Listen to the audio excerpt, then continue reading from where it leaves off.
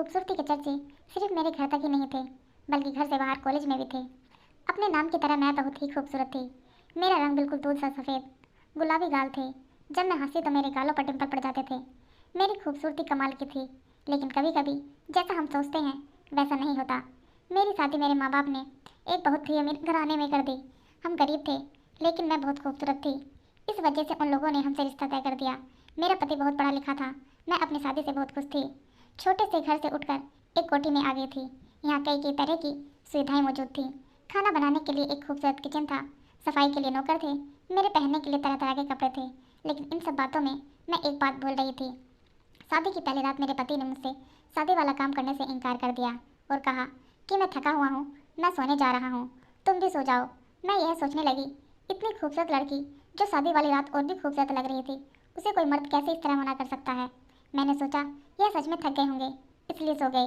मैं भी कपड़े बदल कर सो गई। लोग मेरे हुस्न की तारीफ बहुत ज़्यादा करते थे, लेकिन मेरे हुस्न के मुकाबले में मेरे पति मेरे आगे कुछ भी नहीं थे।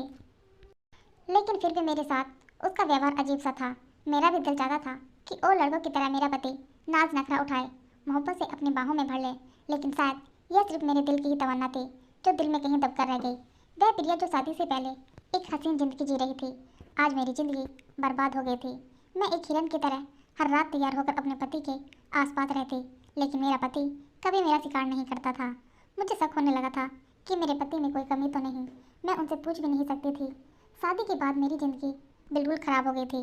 मेरे पति काम के सिलसिले में अधिकतर बाहर ही रहते थे। मेरे घर में मेरी सास और मेरा एक देवर रहा करता था। मेरे कमरे के साथ मेरे देवर का कमरा था। मेरे देवर का नाम समीर था। समीर आजकल घर में ही रहता था। वह नौकरी की तैयारी कर रहा था। मेरे दिन बहुत मुश्किल से गुजर रहे थे। किसी भी काम में मेरा मन नहीं लग रहा था। सारा दिन यही सोचती रहती कि अब क्या करूं। मेरे पास करने के लिए कोई काम नहीं था जिससे मेरा दिल बहल जाए। मेरे अंदर का एहसास उमड़ उमड़ कर बाहर आ रहा था। मेरा भी दिल चाहता था कि मेरे पति मुझसे प्यार मोहब्बत वाली बातें करें। एक रात मुझे नींद नहीं आ रही थी। मैं पानी पीने के लिए उठी और जैसे ही समीर के कमरे के पास से गुजरी, मुझे समीर की अजीब अजीब आवाज़ें आ रही थी। मैंने देखा दरवाज़ा थोड़ा सा खुला था। मैंने दरवाजे से झांक कर देखा तो वह कंप्यूटर पर कुछ ब्लू फिल्में देख रहा था और साथ अपने हाथ से हिला रहा था। मैं बहुत हैरान थी, लेकिन मेरी आंखें फटी की फटी रह गईं। अचानक मेरा हाथ दरवाजे पर लगा और मैं डरकर अपने कमरे में आ गई। समीर को पता नहीं चला बाहर कौन था। अब मेरे दिमाग में यह घूम रहा था कि समीर मेरा शिकार करना चाह रहा था। कुछ देर ऐसे ही बैठी रही, फिर मेरे दिमाग में बात आई, जब अपना शेर शिकार करने के काबिल ना हो तो उसके भाई से शिकार हो जाना बेहतर है। मेरे कमरे में अचानक दस्तक हुई। मुझे लगा कि मेरी सास होगी, लेकिन जैसे ही मैंने दरवाज़ा खोला तो सामने समीर खड़ा था। मेरा दुपट्टा भी सिर से उतर गया था। समीर की नज़र जैसे ही मेरी हुस्न पर पड़ी तो वह मुझे देखता ही रह गया। फिर मैंने खुद को संभाला और अपना दुपट्टा ऊपर ले लिया। उसने पहली बार मुझे इस हालत में देखा था। पहले कभी समीर मेरे कमरे में नहीं आया था और जैसे ही मेरे कमरे में आया मैंने उसे बैठने को बोला और कहा कि मैं तुम्हारे लिए कुछ खाने को लेकर आती हूँ, लेकिन समीर ने साफ इनकार कर दिया। रात का 1 बज रहा था। मेरे दिल की धड़कन बहुत तेज हो रही थी। मेरा देवर कहने लगा, जब आप मेरे कमरे में झांक रही थी तो मैंने आपको देख लिया था। मुझे एसी में भी पसीना आ रहा था। समीर कहने लगा, भाभी मैं जानता हूँ आपको क्या चाहिए। मैं आपको एक बात बताना चाहता हूँ कि मेरा भाई नामर्द है और आपके साथ उसकी शादी इसलिए की थी कि आप गरीब घराने से ताल्लुक़ रखते हैं और मेरे भाई की दुनिया वालों के सामने इज्जत बनी रहेगी। यह सुनकर तो जैसे मेरी जान ही निकल गई। इतना बड़ा धोखा मुझे उम्मीद नहीं थी, लेकिन अब यकीन हो चुका था। मैं अपनी किस्मत पर रो रही थी। सभी ने मुझे मेरी बाजू से पकड़ लिया और कहा, आप इधर बैठिए, और मुझे दिलासा देने लगा। लेकिन मैं भी जानती थी कि समीर मेरा शिकार करना चाहता है।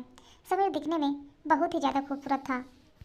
वह अपने भाई के मुकाबले में बहुत ही ज़्यादा प्यारा नज़र आता था। खैर, मैंने समीर से पूछा, आज तुम मेरे कमरे में कैसे आ गए? पहले तो कभी नहीं आए।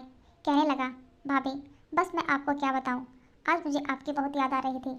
मेरा दिल चाह रहा था अपने सारे पल आपके साथ गुजार दूं। समीर की ऐसी बातें सुनकर तो मुझे बहुत हैरानी हुई कि आज मुझसे यह कैसी बातें कर रहा है।